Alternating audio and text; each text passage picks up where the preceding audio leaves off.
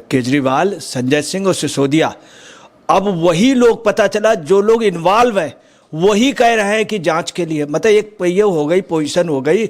जो आदमी कहीं पे रंगे हाथ चोरी करता हुआ पकड़ा जाए और चोरी करने के बाद ये कहे जिसके यहाँ चोरी कर रहा हो, कहे नहीं भाई साहब ये चोर है, हम साहूकार हैं, बिल्कुल ये पोजीशन। दूसरी बात, इन्होंने जो रिपोर्ट दी है वो बिल्कुल भ्रामक रिपोर्ट दी है, वो गलत है। मैं आपको सिलसिलेवार बताऊंगा कितना बड़ा फ्रॉड करके इन लोगों ने एक फर्जी रिपोर्ट बनाई। तो ये सिर्फ एक पॉलिटिकल, वो एलजी ने कहा है, पॉलिटिकल फ़ायदा उठाना, और ये एक राजनीतिकरण कर रहे थे और पूर्वाग्रह से ग्रसित है। केजरीवाल ने सबको फंसा दिया, सबको फंसा दिया। देख लेना आपके कार्यकर्ता, जेल से आवाज़ आएगी, तेरे कूचे से हर शख्स बेआबरू होकर निकला, हम तो पहले निकले थे। सिसोदिया भैया बताएंगे हम तो पहले निकले थे, तू बाद में आया तो मगर देर आया पर दुरुस्त आया, ये पोजीशन होगी।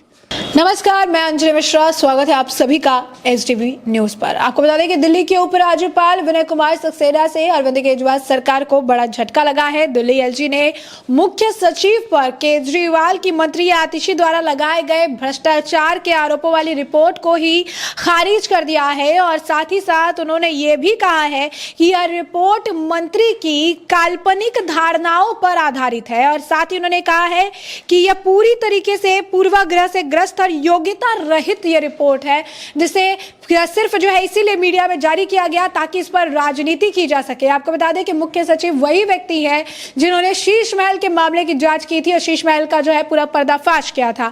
ऐसे में अब इस मामले पर चर्चा करने के लिए हमारे साथ मौजूद हैं वरिष्ठ पत्रकार अजय पत्रकार जी।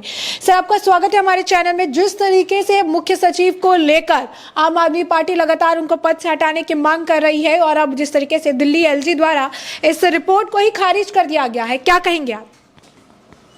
देखिए, ऐसा है कि एक्चुअली में अगर कानून के हिसाब से देखा जाए तो एलजी इसको एक्सेप्ट भी नहीं कर सकते थे, और एक नैतिकता होती, नैतिकता के हिसाब से नहीं कर सकते थे, क्योंकि जो व्यक्ति जांच का ला, जिसने इनकी कंप्लेन की, जिसने शिकायत की, एलजी को दी, फिर वो सीबीआई को दी गई, सीबीआई ने प्रूव किया, कमिश्नर ने उसको तय किया, उसके बाद उन्होंने एलजी के बाद ईडी ने, और ईडी पहले सीबीआई ने, ईडी ने, और कोर्ट ने भी प्राइमा फेसिया माना कि ये फ्रॉड हुआ है, और इनके ऊपर केजरीवाल, संजय सिंह और सिसोदिया, अब वही लोग पता चला जो लोग इन्वॉल्व हैं वही कह रहे हैं कि जांच के लिए, मतलब एक ये हो गई पोजीशन हो गई।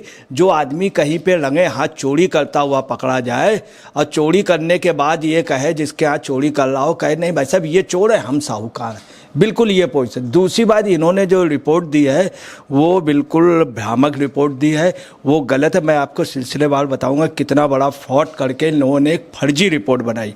इन्होंने लेफ्टिनेंट गवर्नर ने भी कहा, रिफ्यूज़ कर दिया और कंसीडर करने से इनकार कर दिया। क्यों कर दिया उन्होंने ये कहा है बहुत स्पष्ट शब्दों में कि रिपोर्ट का विशेष भाग जो है वो कथित तौर पर मीडिया पे लीक कराया इन्होंने जानबूझ करके।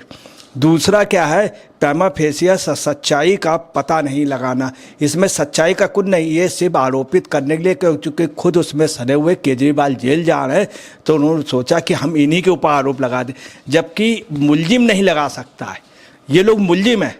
दूसरी आपको बताना है कि मीडिया ट्रायल इन्होंने कराया, मीडिया को बाकायदे उन्होंने लेफ्टिनेंट गवर्नर ने बोला कि मीडिया ट्रायल कराया, इन्होंने उसके इलेक्ट्रॉनिक कॉपी, डिजिटल कॉपियाँ सब मीडिया को अवेलेबल कराई, बाकायदे प्रेस कॉन्फ्रेंस की, और ये कॉन्फिडेंस है, विजिलेंस की जांच है।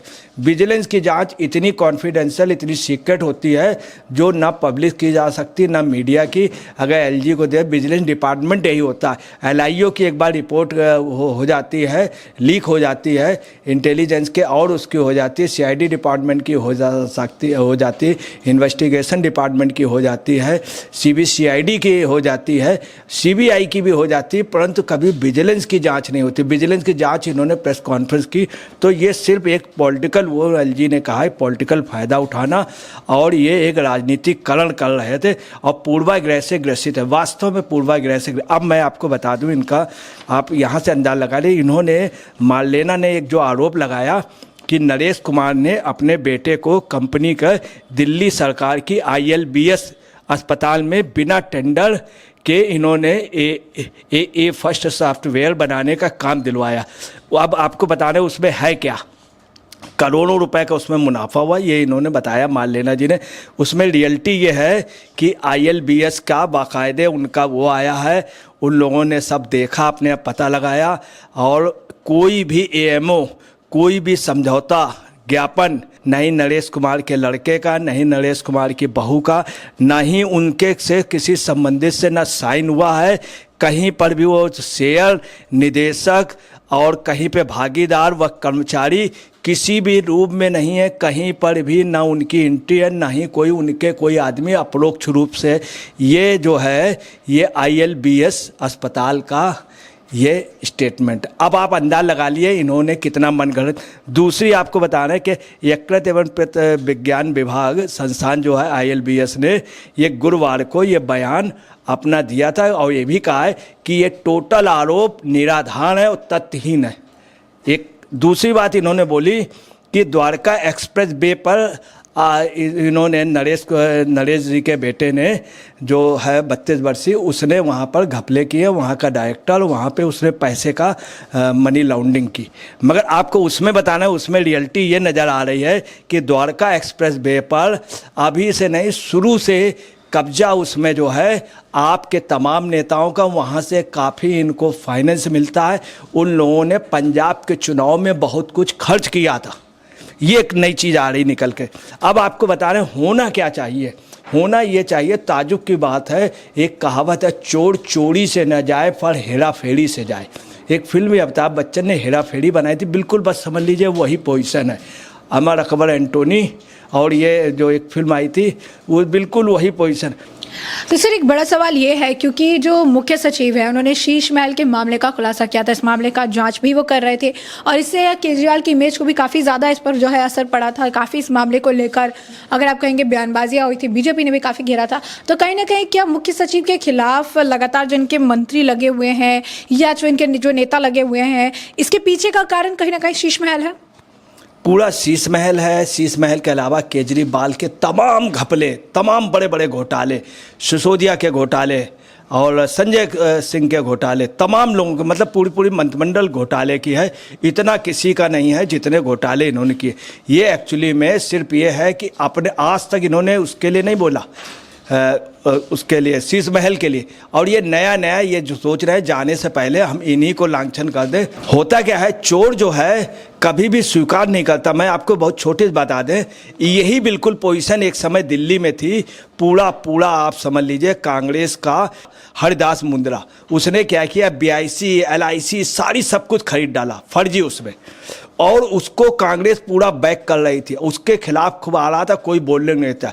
उस समय एक आदमी ने बगावत की थी, इंदिरा गांधी के हस्बैंड फिरोज गांधी, जो अलग रहते थे। नेहरू जी उनको आने नहीं देते थे अपने यहाँ, इंदिरा जी नेहरू जी के साथ रहते थे।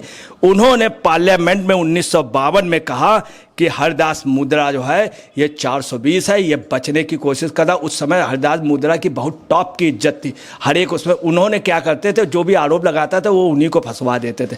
बाद में पता चला हरदास मुंद्रा बहुत बड़ा बदमाश था, बहुत बड़ा चोर था, उसने करोड़ों अरबों रुपया कमाया था। यही पोजीशन नटवर लाल की थी। नटवर लाल भी अपने को लास्ट तक अपने को 420 या चोर नहीं मानता था। बाद में उनके खिलाफ जब लोग लगे तब जाके यही पोजीशन बोफोर्स घोटाले में हुई। BP सिंह आगे आए। मैं आपको बता रहा हूँ, आपसे कोई ना कोई ऐसा निकलेगा। दुष्यंत कुमार ने कहा था, पीर पर्वत से पिघलनी चाहिए, हिमालय से एक गंगा निकलनी चाहिए। ये दुष्यंत कुमार ने, आपको देख लीजिएगा, आपसे कोई ना कोई, हर पार्टी में अच्छे लोग, कोई ना कोई आ करके सही चीज़ खोलेगा और आपको बता रहे अंधेरा छटेगा और उजाला होगा। अब आपको बता रहे आप क्या कह रही, आपने सरकारी उस पर क्या दिया। अभी तक तो मार्लेना जी आगे बोल रही थी, अब चुप है। अब केजरीवाल चुप है, चूंकि केजरीवाल सब वो पैकिंग कर रहे हैं। भाई पैकिंग में भी टाइम लगता है। शीश महल भूगल मामले में मुख्य सचिव को और मंडलायुक्त को LG बचा रहे, LG बचा नहीं रहे, चूंकि ऑलरेडी उनके ऊपर जांच चल रही। इन्होंने खुद LG को दिया है, लेफ्टिनेंट गवर्नर को, CBI को दिया, ED को दिया। जब ये डायरेक्ट दे चुके हैं, इन्हीं के ऊपर जांच चल रही है।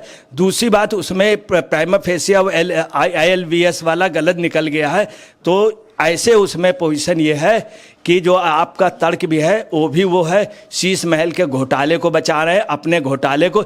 ये जेल जाने से पहले आपको बता रहे, जब आदमी जेल जाने होता तो एक बार पलट करके देखता, वैसे कहता हम छूट के आएंगे, ऐसे वो रोता हुआ ऐसे करता है उस पश्चाताप में।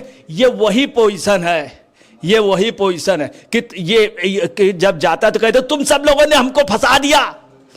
यही पोजीशन आप समझ लीजिए केजरीवाल जी की। केजरीवाल दूसरा है, केजरीवाल ने सबको फंसा दिया, सबको फंसा दिया। देख लेना आपके कार्यकर्ता, जेल से आवाज आएगी, तेरे कूचे से हर शख्स बेआबरू होकर निकला, हम तो पहले निकले थे। सिसोदिया भैया बताएंगे हम तो पहले निकले थे, तू बाद में आया तो मगर देर आया पर दुरुस्त आया। ये पोजीशन होगी। तो जैसा कि आपने आज पत्रकार जी को सुना, उन्होंने कहा है कि इस मामले को लेकर खासकर शीश महल का जो मामला, जिसकी वजह से मुख्य सचिव ने इस मामले की जांच की और ये मामला जो है सामने आया, जिससे अरविंद केजरीवाल को काफ़ी ज़्यादा नुकसान हुआ था। अब यही कारण है कहीं ना कहीं जिसकी वजह से मुख्य सचिव के पीछे केजरीवाल और उनके मंत्री हाथ धोकर पड़े हुए हैं। ऐसे में अब ये देखना दिलचस्प होगा कि अभी मामला क्या कुछ टर्न लेता है, जिससे कि हम आपको अपडेटेड रखेंगे।